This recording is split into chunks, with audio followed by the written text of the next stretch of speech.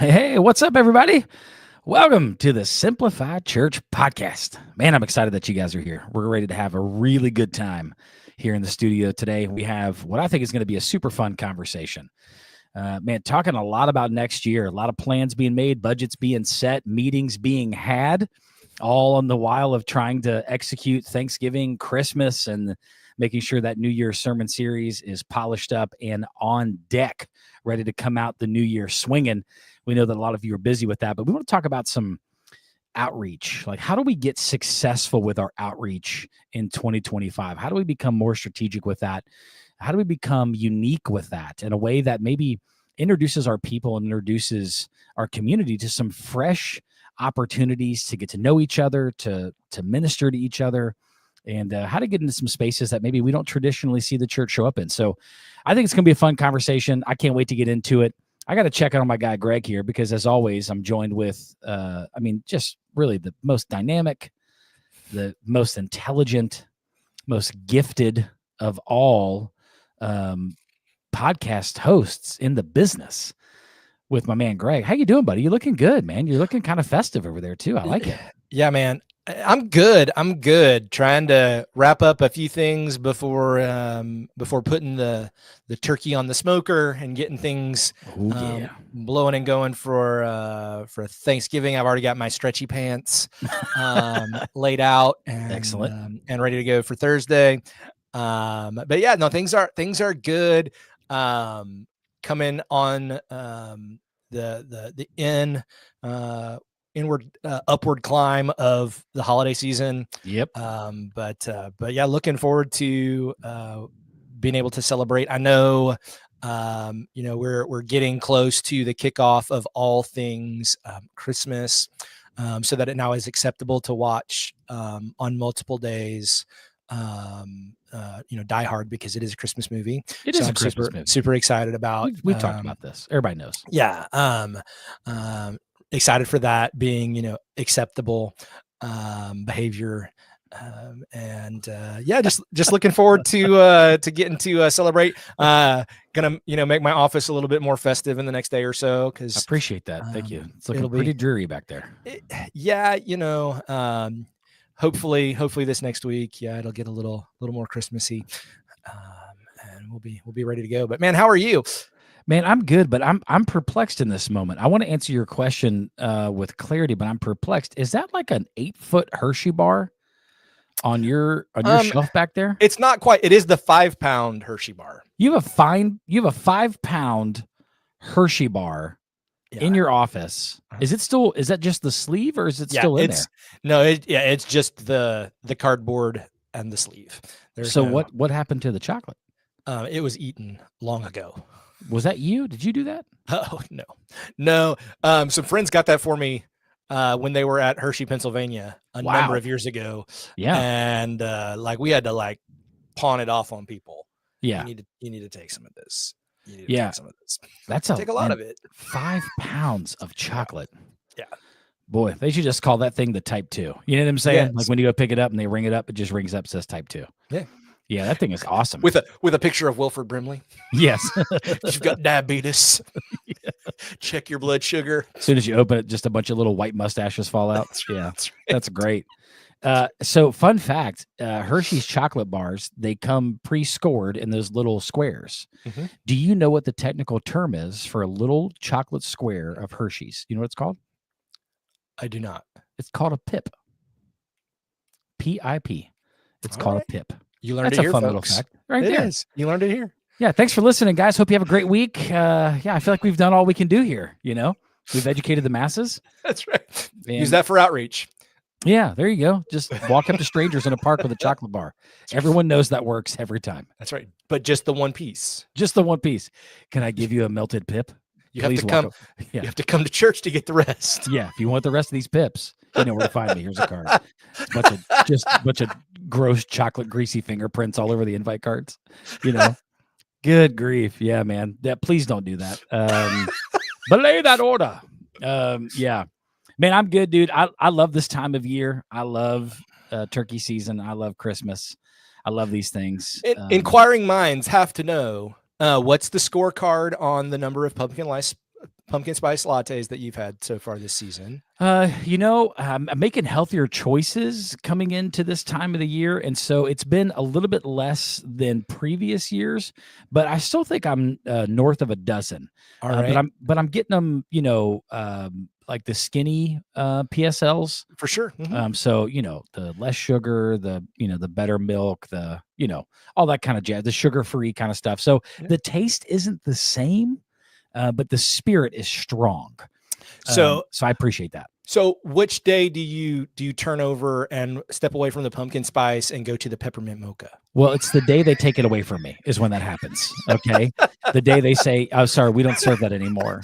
And then I usually flip over a stack of cups they've got somewhere in their lobby. And I go, "Fine, I'll take a caramel brulee latte." And I say it with sadness and immense aggression. And then I get that. So I've been having those right now. I'm not a big peppermint and chocolate guy. I don't know that those two things should live together well. I will on occasion eat a fistful of Andes mints when I'm sad, but that's about it. And when he's really sad, he just runs into Olive Garden and grabs a handful of them and then runs out. That's right. I bring breadsticks in to throw at them because it's very alarming. It throws them off. They don't know what to do. They're like, "No, we give the breadsticks. Not today." And I throw the breadsticks at them. And then I grab a fistful of the mints and I leave. So it's a proven strategy, I just look, we're a wealth of knowledge and information. I don't know what people want. But I do love this season, man. It's been fun. Looking forward to Christmas. I already got some trees up, ready to rock and roll. I'm curious, and I think most people want to know, do you, because you're a worship leader. So is it appropriate to sing or listen to Christmas music before Thanksgiving? Thoughts and concerns? Yeah. So I feel like I have to listen to Christmas music inordinately early. Yeah, because you got to prepare. But for fun, for leisure. But I can get behind it in front of Thanksgiving.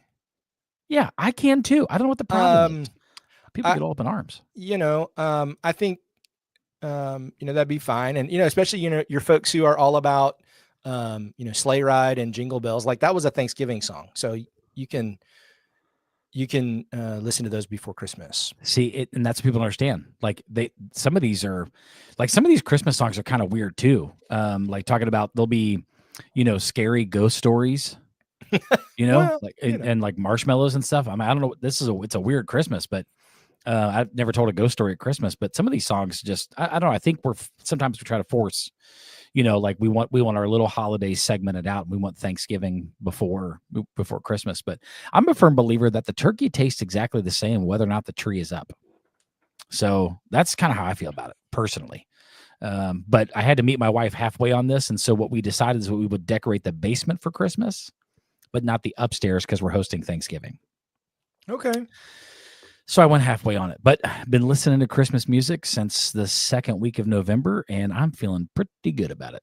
Hey, and you can always sell it to her that she doesn't want a Grinch, so you need to get yourself in the mood. Yeah, early, so that you're having a great time, so that you can be the jolly, cheerful Mike at Christmas time that everyone knows and loves. Yes, why would you rob yourself of that? I mean, exactly. I don't know what people, yeah. I mean, seriously, this right here, I'm a Yuletide bag of joy. The fact that anybody would want to rob themselves of that experience is beyond my ability to comprehend. Yeah. Those people probably need a pumpkin spice latte and a solid 45-minute playlist of Christmas songs to the Michael Bublé Christmas album, the Brett Eldridge Christmas album. Both fantastic. Do yourself a solid, put that on. But that's not why you're listening today. Why you're listening today is because you're going, okay, guys, just get to the thing, because we're trying to plan our outreach for 2025 and we want it to be good. I totally hear that. So let me give you kind of the background and the heartbeat of this.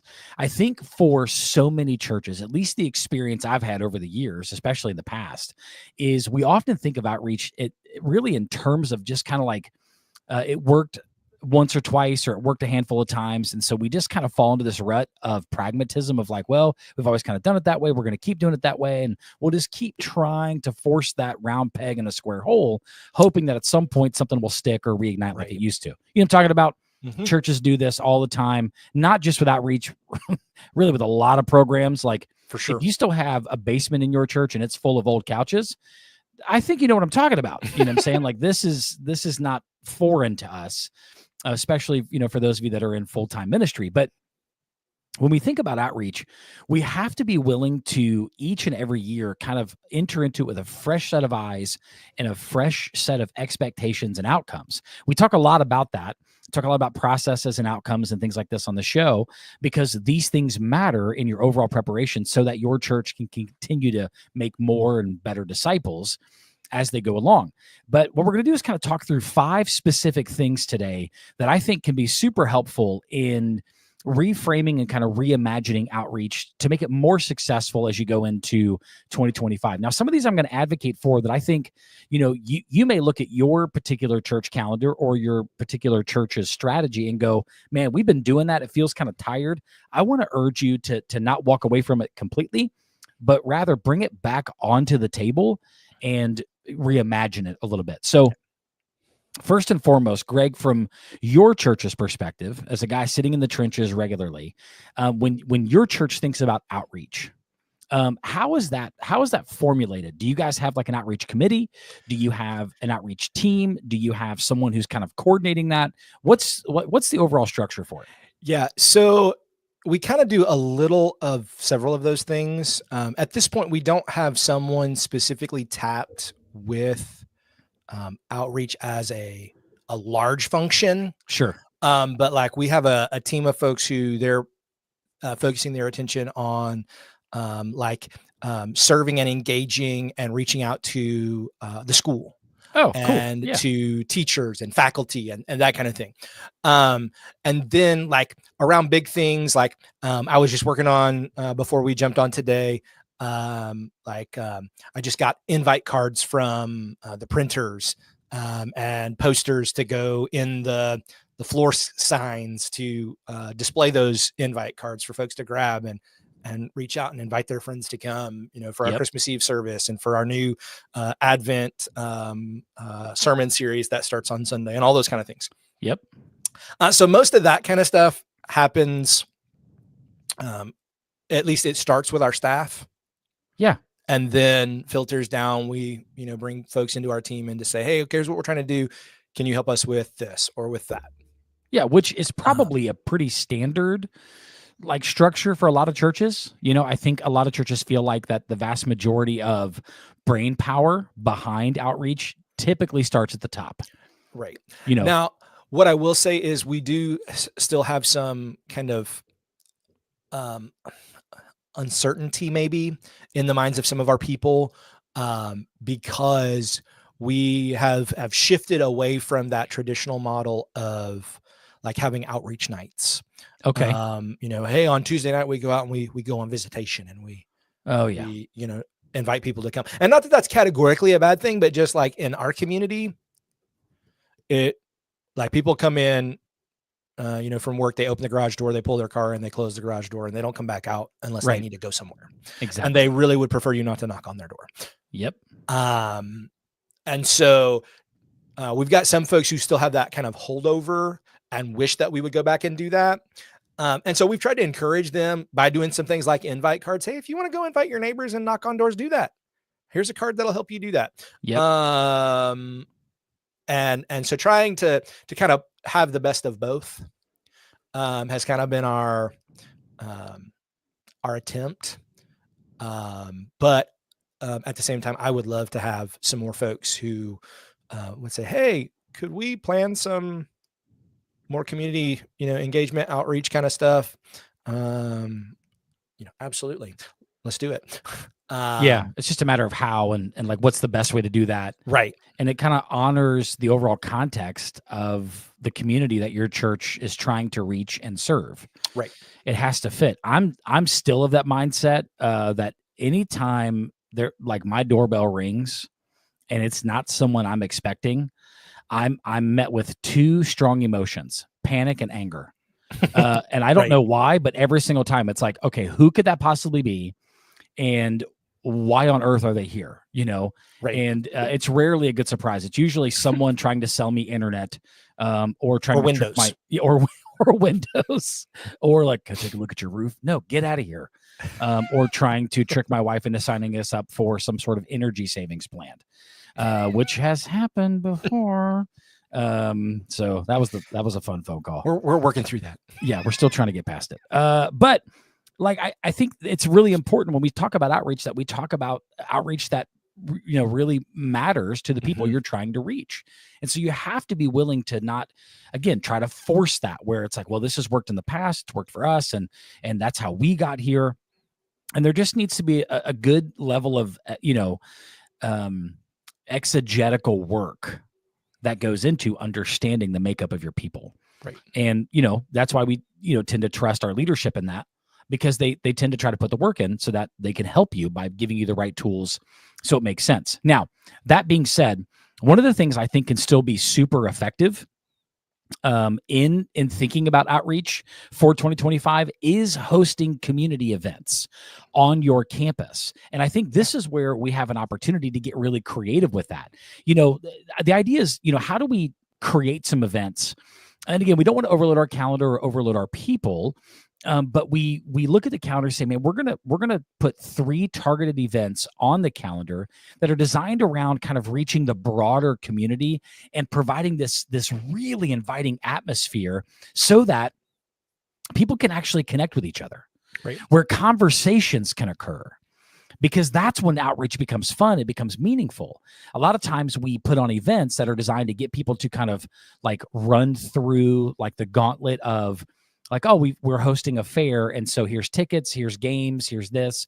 And so people are coming and they're enjoying all the spoils of the hard work, but there's no conversations happening. Right. And so there are ways to maybe be thinking about doing that. And so one of the kind of in this vein, one of the things that I've been a part of in the past, and that I know works really well for a lot of people, especially if you're in more of a bedroom community or if you're in more of a rural context, is planning like family fun days at local parks. That can be really fun, and it can be super low barrier. Work with your parks department, because sometimes they even have like a calendar of events that are happening that they're trying to get people to get behind. Right. And man, if you can partner with them in that, and you can be the ones providing all the refreshments or all the Right. food. And so as you're standing there and eating and engaging, you can have conversations. Does that make sense? Absolutely.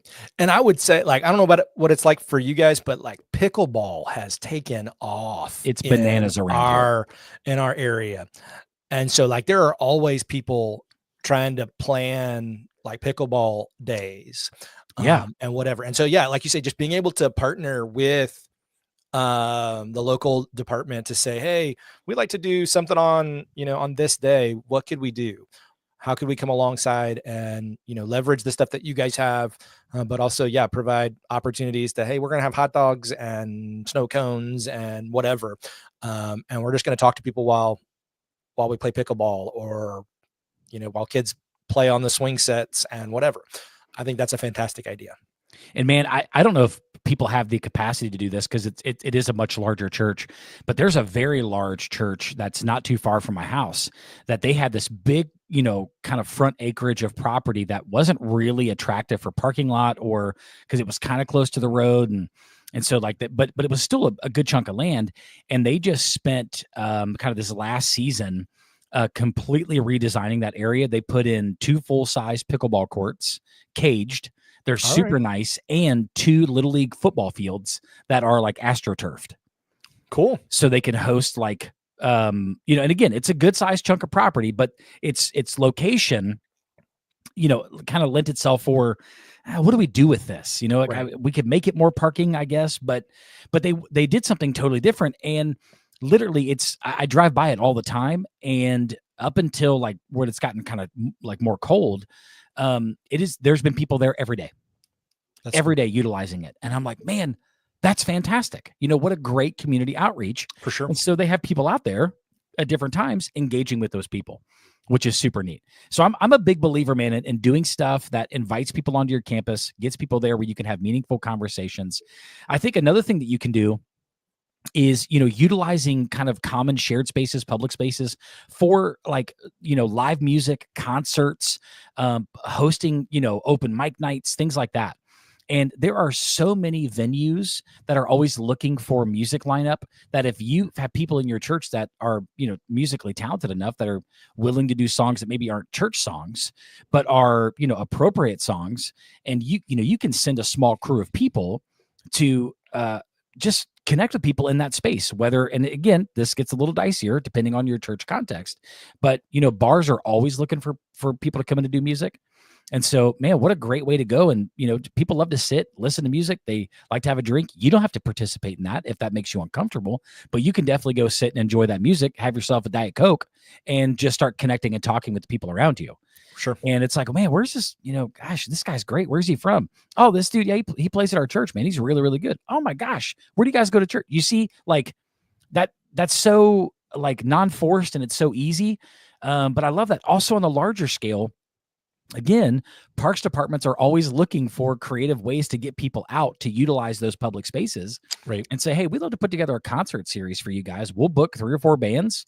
We'll come in. We'll host everything. We'll make sure everything is cleaned up, and you guys get all the credit for it. But just let us come and set up our stuff and meet people in those spaces. And I love that. I think that could be really fun. Have you guys ever done anything like that? Because I'm trying to remember. I know I've been to your community, but I'm trying to remember like what's available there. Do you have spaces like that? We do, and we haven't leveraged that in big ways. But I'm interested to see what things will happen now. So we have several community parks, and there's one that's just down the street from us that they just put a splash pad in. Oh, love that. This last year, it opened late in the season. And so I'm interested to see what that might provide for us in some opportunities to be like really a stone's throw from the church. Yeah. And have that kind of that 2-part section of, hey, yeah, we can come alongside and do something where people already are. Yes. But also kind of in the shadow of our facility, be able to say, hey, we're just right down the street. You can see it, our building from here. We'd love for you to, join us for whatever is going on, on Sunday or next week. We've got this event going and we'd love for you to come and do that. So, but we haven't done a ton of stuff.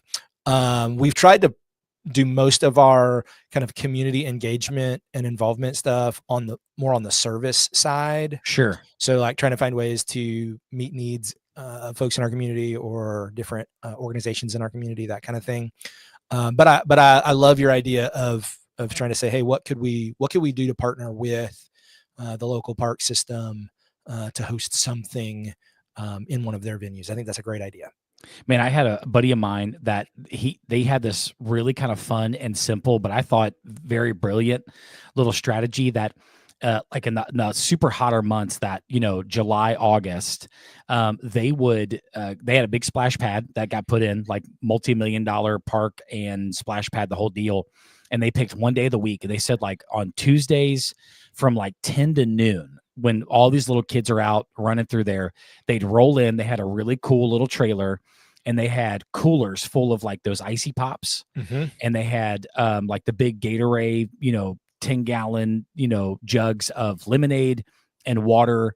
And then they would and they had music going. And so they would just supply all those families with, free drinks, free popsicles, and just kind of hung out and interacted. Families from the church would show up and bring their kids. So there was just these natural conversations happening. And it's like, man, that's easy. But if you can pull together a team that says, no, we'll own that. Like our small group will own that, because that's where we can go and really get to know people. And we'll do that 2 months in the summer. Man, what an incredible thing to provide, and it's free, and it, for the people, but super cheap for the church, right? In terms of investment. So I'm a big fan of those things. Like you go where people are and figure out, how you can come alongside.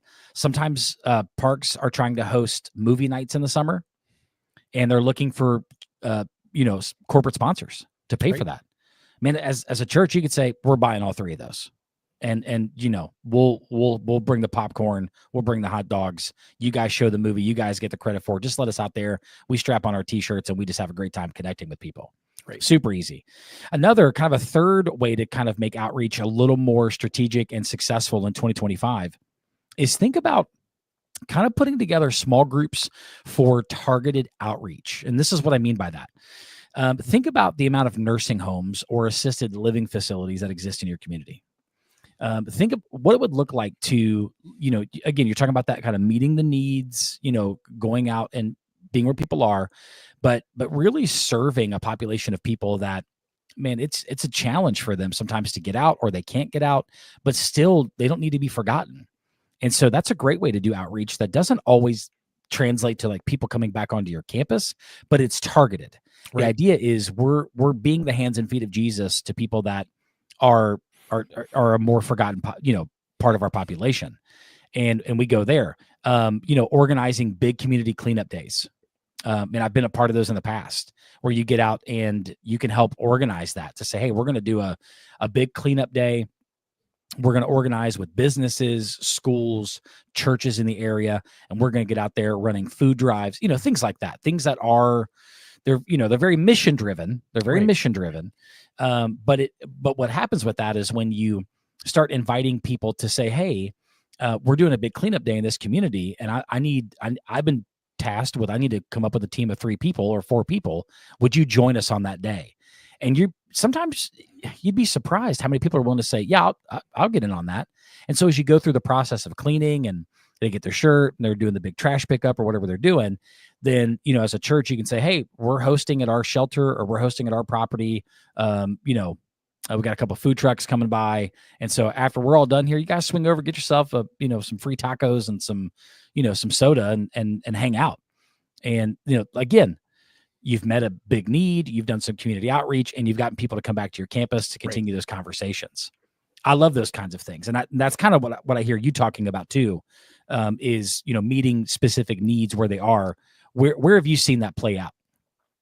So some of the places that we have had good success of late is we've had good success with our school, just doing simple things. Whether it's, hey, donuts and coffee for the faculty, providing lunch, or doing supply drives for the teachers, to say, hey, we know that all the stuff that you need for your classroom isn't always provided for you. Like, what can we do to help those kind of things? Those have been huge.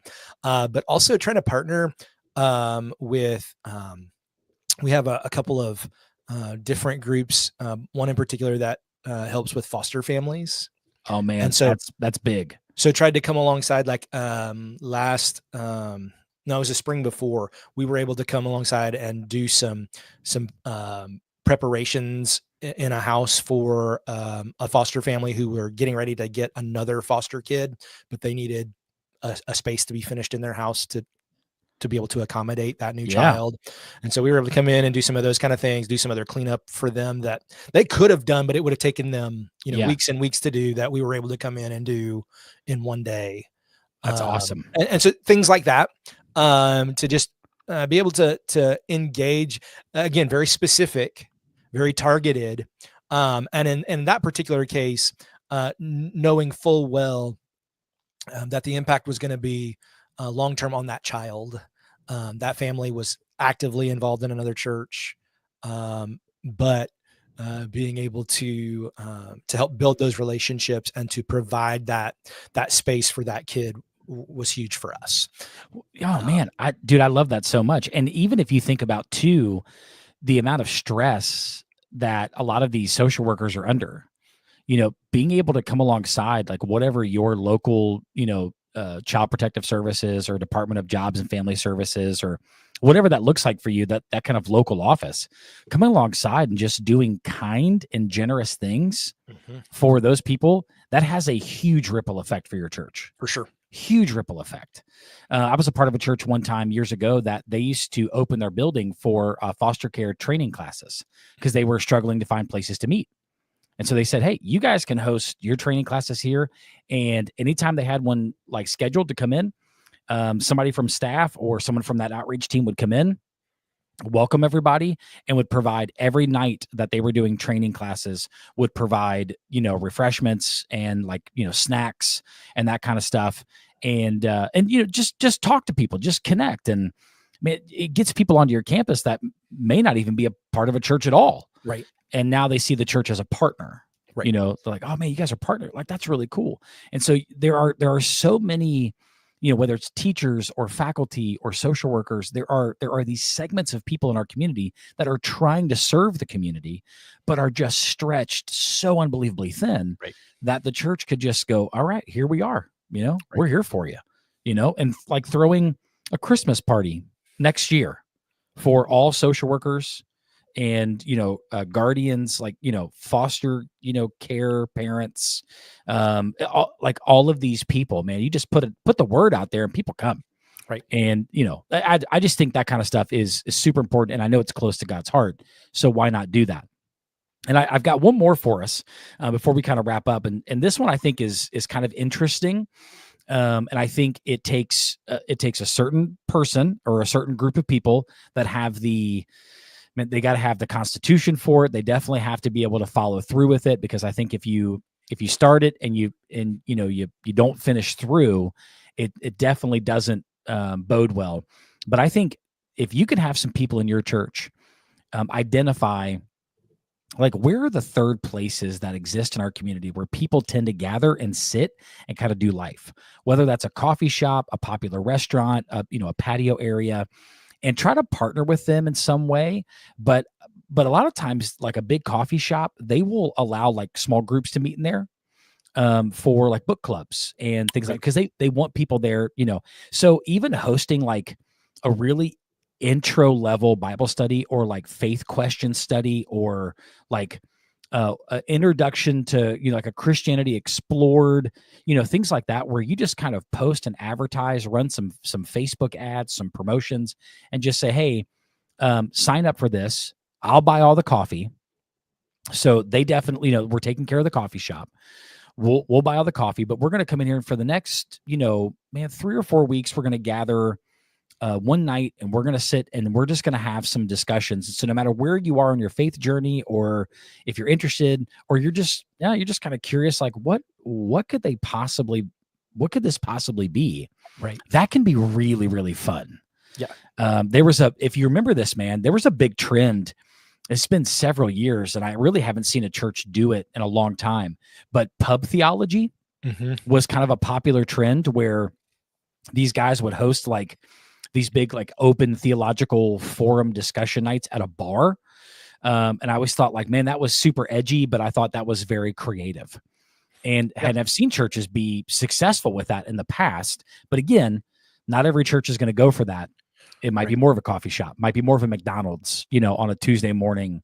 Right. And we're just going to do a little Bible study in the back, and I'll buy coffee and, Egg McMuffins for anybody who wants to come. Right. But I think those things can be fun. Yeah. I think the big question mark that all of us have to answer, like you said, is, where are the people? Yes. Where are the people at? And how do we go where they are? Because I think, as much as we want to try to invite them and engage them into our campuses and into the culture of our churches, if we don't go to them, they're not going to come to us, like, by and large. You'll have a few who will come to you. But somebody has to go and invite them to come. Yes. And that happens when you are where people are. And so, yeah, what are the ways that we can leverage those kind of things? And yeah, you got to know your risk tolerance, right? Just like for your retirement planning. Hey, what kind of risk are you willing to take? What's acceptable for you? Do you have people who are going to be comfortable doing this or doing that? And if so, how do we use it? How do we leverage it for the opportunity to then engage those folks and to have conversations and hopefully build those relationships that might draw them in where they do come and connect with the life of the church. There are so many ways that we can get creative with this, even as simple as partnering with like a local family-owned restaurant, where you're gonna, hey, we're gonna do a family night on this night, and we're gonna guarantee you an X amount of sales, But on that night, we want to try to really do a big community push. Our church is going to be there. We're going to try to serve people. We're going to sit around. We're going to provide a meal, and we're just going to talk and have great conversations. And man, there are so many family restaurants that would love to be a part of something like that. For sure. That would say, man, that's great. Like, how do we, more than just, get a flyer and, anybody comes in and shows the flyer, you get 15% of sales or whatever, but like actually saying, no, we're going to go a step beyond that. We just have to be willing to reimagine like where our people are, how they're engaging in those places, and how we can come alongside and do something fresh in order to reach out to them. Because at the end of the day, it's not just about checking a box of doing something for people and patting ourselves on the back and go, man, didn't that feel good? But it really has to be, and I kind of die on this hill. If we're not going to create outreach opportunities that lend themselves to conversations, then we shouldn't be surprised why they're not working. Right. If it's just getting people to come to an event where they got their Halloween candy, or they got their snow cones, or they got to ride the hay wagon, or, they got to come and, whatever. But, you may even put on a great concert at your church, but if there's not a space for conversation to happen, right. I don't know if that was a win, Agreed. So there has to be this ability for people to connect with people, for people to exchange names, stories, have a connection, and then equipping your people with the understanding of like that unique window within a conversation to say, man, I'd love you to come check out what we're doing at our church, and I'd love to save a seat for you. Like, man, come hang out. There's a myriad of things that churches are doing, can be done, but these are just a few, hopefully, to spark some conversation that as you're planning outreach for 2025, that your team can help inspire some people in your church to be willing to step out and try something different. For sure. Step outside the box. And partner with what's already happening in your community, and in really kind of establishing your church as that, kind of anchor point that like, man, our community's doing this, you're going to be there, we're going to be there, and we can't wait to connect with you. And I find that to be so fruitful and so rewarding. It just takes a very strategic approach.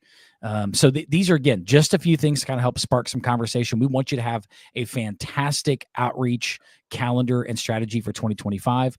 But more than that, as we come upon Thanksgiving, just know we're praying for all of you out there. We hope that it's a couple of days of rest, of relaxation, of just, an overload of tryptophan as you stuff your gullet with delicious turkey, or ham, or I don't know if you're one of those weirdos that don't eat turkey on Thanksgiving.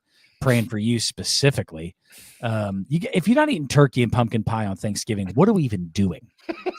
What is happening in your life that you can't even just get on board with that? Yeah. Are you a pumpkin pie guy? It depends. I'll do pumpkin roll over pumpkin pie, hands down. All right. I'll accept it.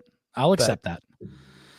Okay, that's fine, Greg. You do whatever you want. Okay. You can judge me. I can handle it. Guys, we hope you have a fantastic Thanksgiving, and we'll be back together soon. See ya.